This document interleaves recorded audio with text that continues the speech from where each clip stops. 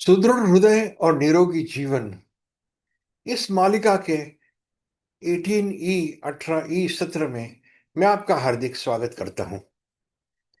मैं डॉक्टर नीलकंठ करंदीकर पुणे का सीनियर हृदय रोग तज्ञ हूं और आज मैं 24 घंटों के कालावधि में रक्तचाप का निरीक्षण, एक कम इस्तेमाल किया जाने वाला साधन, इस विषय पर बात करने वाला हूं।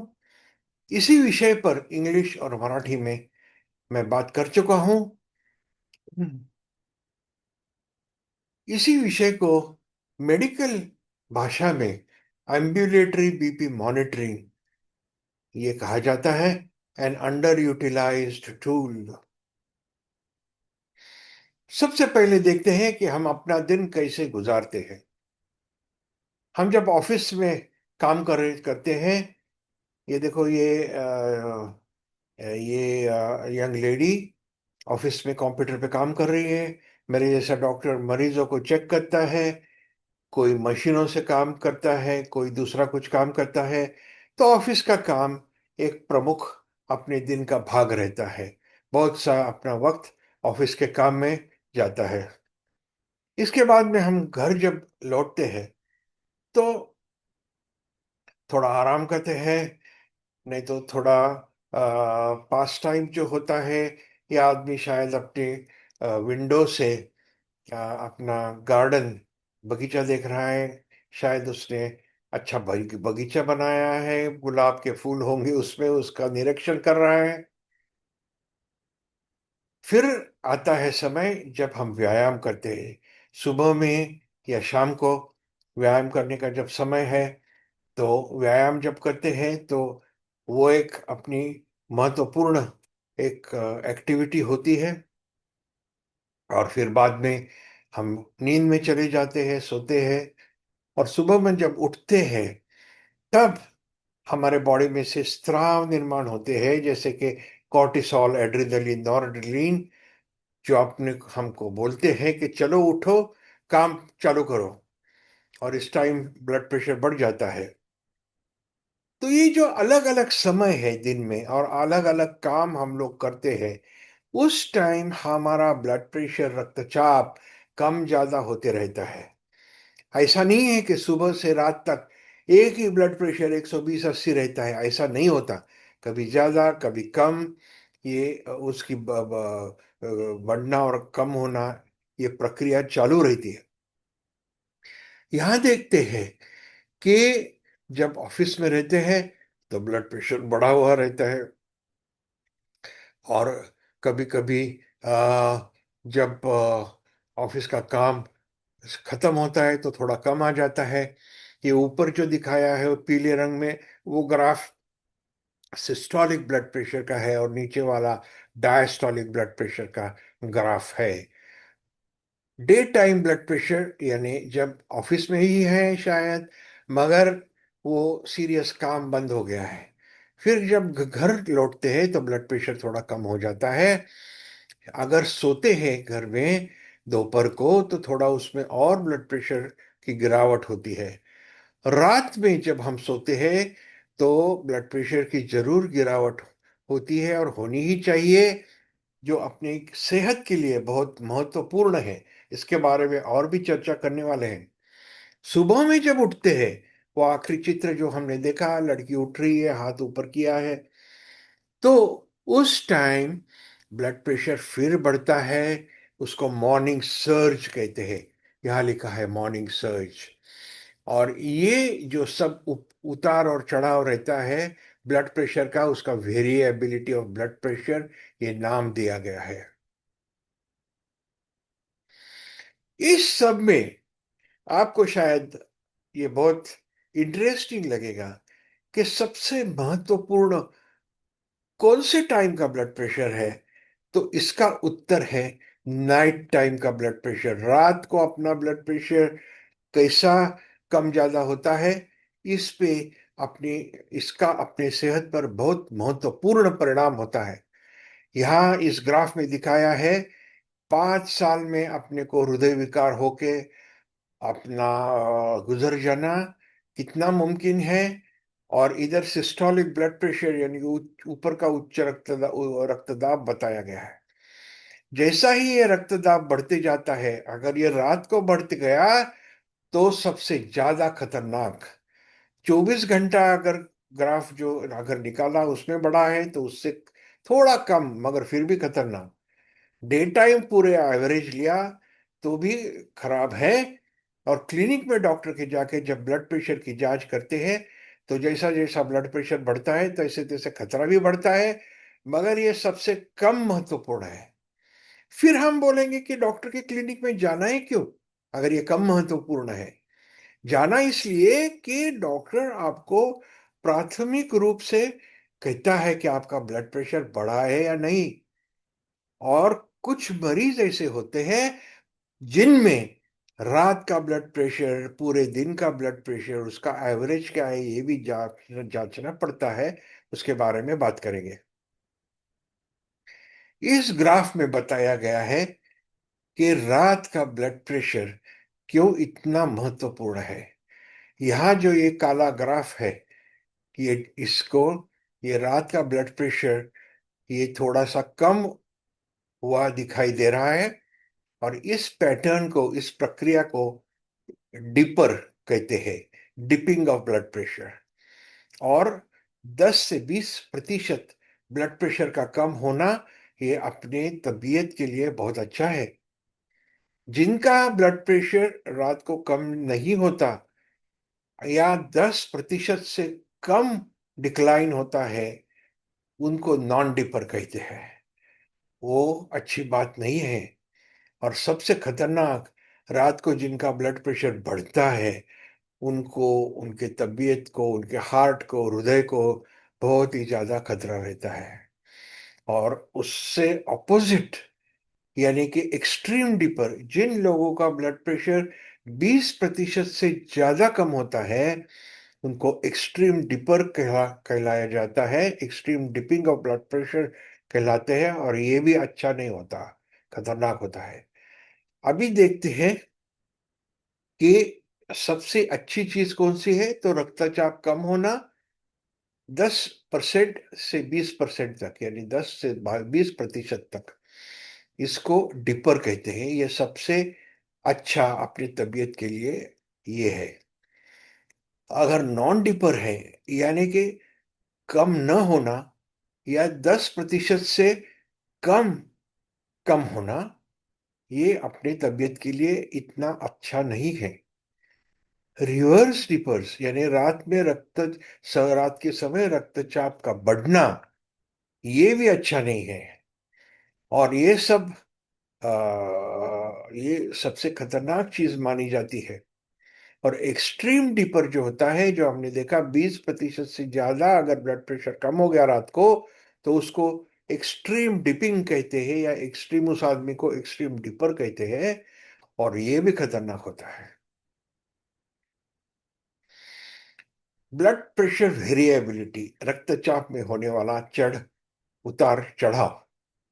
रक्तचाप में 24 घंटे होने वाले उतार चढ़ाव शरीर की आंतरिक नैसर्गिक घड़ी यानी सर्कैडियन रिदम जिसे बोलती है शास्त्रीय भाषा में।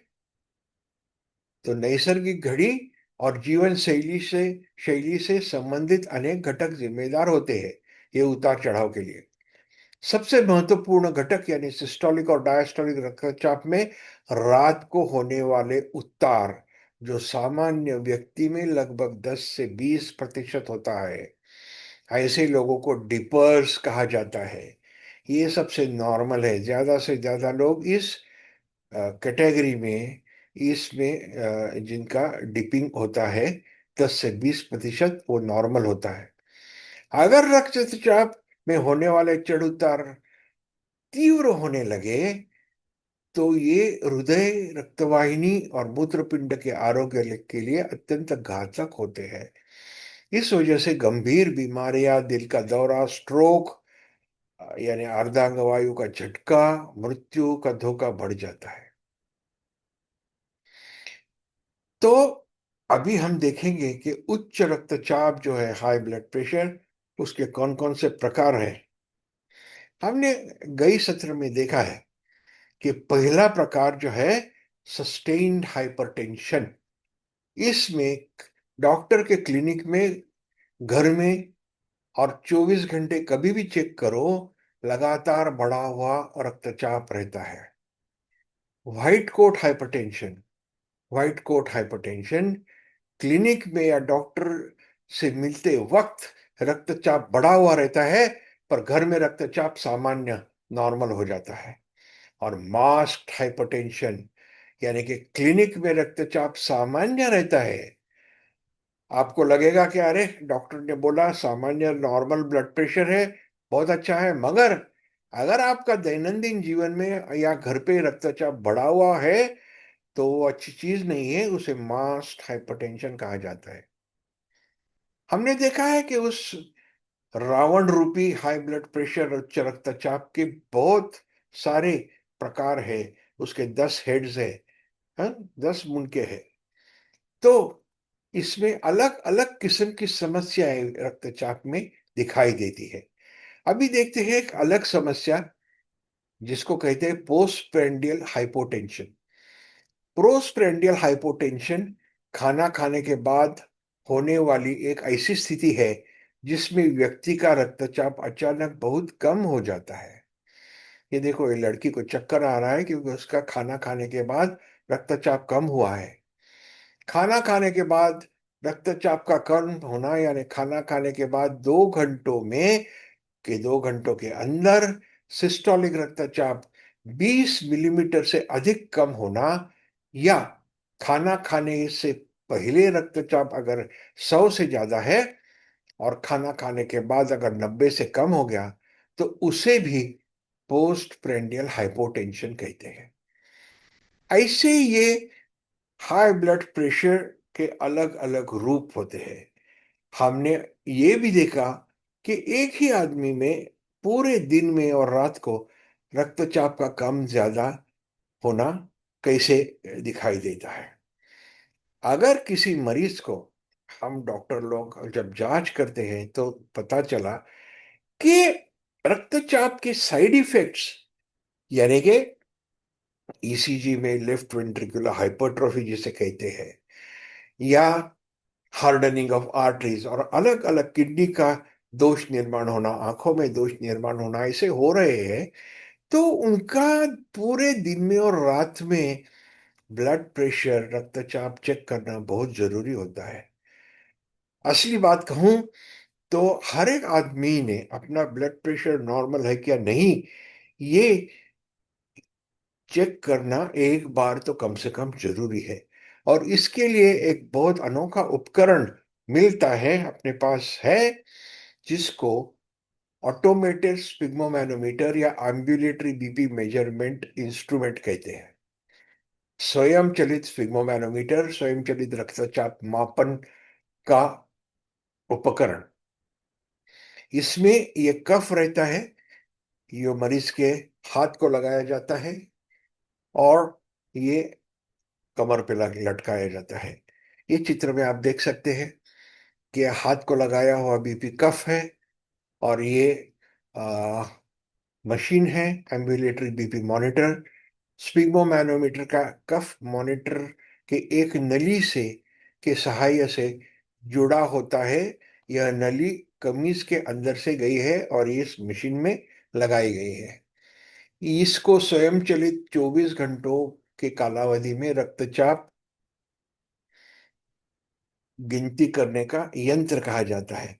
हम पेशेंट को बुलाते हैं, उसको ये मशीन लगाते हैं, और फिर दिन भर उसको पूरी सब प्रक्रिया, उनकी चलना फिरना, अगर दादर चढ़ना है तो दादर चढ़ना, ऑफिस जाना, खाली नहाने को नहीं परमिशन देते हैं, सब उसका काम उसने करने होते हैं। और फिर 24 घंटे के बाद ये बीपी इंस्ट्रूमेंट निकाला जाता है, और उसमें सब रिकॉर्ड, और सारे जो रिकॉर्डिंग होता है वो कंप्यूटर की मदद से उससे एक ग्राफ बनाया जाता है। ये देखिए, ऐसा ग्राफ बनता है, और उसमें पता चलता है कि इस आदमी का ब्लड प्रेशर कैसा कैसा और कब कब ऊपर और कब नीचे हुआ था। ये सुबह में उठ के इसका अगर ब्लड प्रेशर है, वो जिम में गया है, जिम करने के बाद उसका ब्लड प्रेशर एक्सरसाइज के बाद कम ही होता है, नाश्ता खाने के टाइम कम होता है, वो बैठा हुआ रहता है, फिर वो तैयार होके ऑफिस में जाता है, फिर ब्लड प्रेशर बढ़ता है, और वो मीटिंग का चेयरिंग कर रहा है, उसके उस टाइम उस पर टेंशन में भी होता है, प्रेशर होता है, तो उस टाइम ब्लड प्रेशर बढ़ता है। फिर उसको तीनों लेक्चर तीन लेने होते हैं, lecture one, lecture two, lecture three, हर टाइम उसका ब्लड प्रेशर बढ़ता है। लेक्चर के बीच में जब उसको थोड़ा आराम मिलता है, तब उसका ब्लड प्रेशर कम होता है। फिर पूरे दिन में कम ज्यादा होते रहता है, और फिर रात के समय हमने जो देखा, ये डिपिंग पैटर्न होता है, जब बीपी कम हो जाता है। ये जो सब दिन में, पूरे दिन में और रात को बीपी का चढ़ उतार होता है, उसको ये मशीन जो है, जिसको कहते हैं एम्बुलेटरी बीपी मॉनिटर, स्वयंचलित 24 घंटों के कालावधि में रक्तचाप गिनने का उपकरण, ये उपकरण करता है। और जब हमको पता चलता है कि इस आदमी का ब्लड प्रेशर कब बढ़ रहा है, उसके पहले हम बीपी का दवाई दे सकते हैं। कब कम हो रहा है ज्यादा, तो उस समय बीपी का दवाई नहीं देंगे। ऐसा ये जो फायदा है, ये बहुत ही फायदा इस उपकरण से अपने को होता है। इस उपकरण के इस्तेमाल में कोई कोई मर्यादा भी है। रुग्ण को होने वाली परेशानियां क्या है? ये ब्लड प्रेशर का जो इंस्ट्रूमेंट है, वो कफ जो है, वो दिन में हर 20 मिनट में उसमें हवा भर जाती है, हवा कम होती है, और बीपी की गिनती होती है। हर 20 मिनट में ये प्रक्रिया चालू रहती है। इसका इससे वो कभी कभी डिस्टर्ब हो सकता है, अस्वस्थ लग सकता है। रात को 30-40 मिनट से ये ब्लड प्रेशर मेजर करता है, गिनती करता है, कफ में हवा भरती है, फिर कम होती है, ब्लड प्रेशर गिना जाता है। तो इसकी वजह से काम करते समय और सोते समय कोई व्यत्यय कोई लोगों को लग सकता है। बहुत से लोगों को इतना ज्यादा व्यत्यय नहीं होता, थोड़े लोगों को ज्यादा व्यत्यय हो सकता है। तंत्रज्ञान का खर्च भी थोड़ा होता है, बहुत ज्यादा नहीं होता, मगर थोड़ा फार खर्चा तो करना पड़ता है। और तांत्रिक समस्या अगर हो गई, तो डेटा उसमें जो ब्लड प्रेशर का रिकॉर्डिंग है, जो 24 घंटे का रिकॉर्डिंग बाद में कंप्यूटर में हम लोग एनालिसिस करते हैं, उसका ग्राफ निकालते हैं, ये डेटा कभी कभी गुम हो जाता है, चला जाता है, और ये चेकिंग वापस करना पड़ता है। ये बहुत मर्यादा जरूर है, मगर इसके बावजूद ज्यादा से ज्यादा बीपी जिनको है, ऐसे लोगों में जिनको आपको वाइट कोट हाइपरटेंशन, मास्ट हाइपरटेंशन की शंका है, इन जिन किन मरीजों को ये बीमारी है, वो उसका जांच करना है, तो ये एम्बुलेटरी बीपी मॉनिटरिंग या होल्टर मॉनिटरिंग, बीपी होल्टर भी इसे कहते हैं, ये बहुत बहुत बहुत महत्वपूर्ण एक साधन है। धन्यवाद। हमने आज देखा कि अपना जो ब्लड प्रेशर है, उसके अलग अलग किस्म है, sustained hypertension, masked hypertension, white coat hypertension, postprandial hypotension, वो भी देखा। और ये भी देखा कि दिन में और रात में बीपी कम ज्यादा कैसे हो सकता है। बीपी एक ऐसा कांस्टेंट नहीं है कि 120-80 पूरे दिन में, ऐसा कम ज्यादा होते रहता है। और ये कैसा गिनना, इसका मापन कैसा करना, उसके लिए एम्बुलेटरी बीपी मॉनिटरिंग, इस इंस्ट्रूमेंट या उपकरण के बारे में हमने बात किया। मेरा ये एपिसोड देखने के लिए बहुत बहुत धन्यवाद। मेरा चैनल आपने सब्सक्राइब किया है तो बहुत अच्छा, नहीं तो जरूर सब्सक्राइब करें। मुझे ये थम्स अप का बटन क्लिक करके मुझे प्रोत्साहन दे। और ये जो मेरा चैनल है, इसके बारे में अपने रिलेटिव्स, अपने सगे संबंधों को, कॉन्टैक्ट्स को, उनके बारे में जरूर जानकारी दें। अगले सत्र में मिलेंगे, तब तक के लिए धन्यवाद।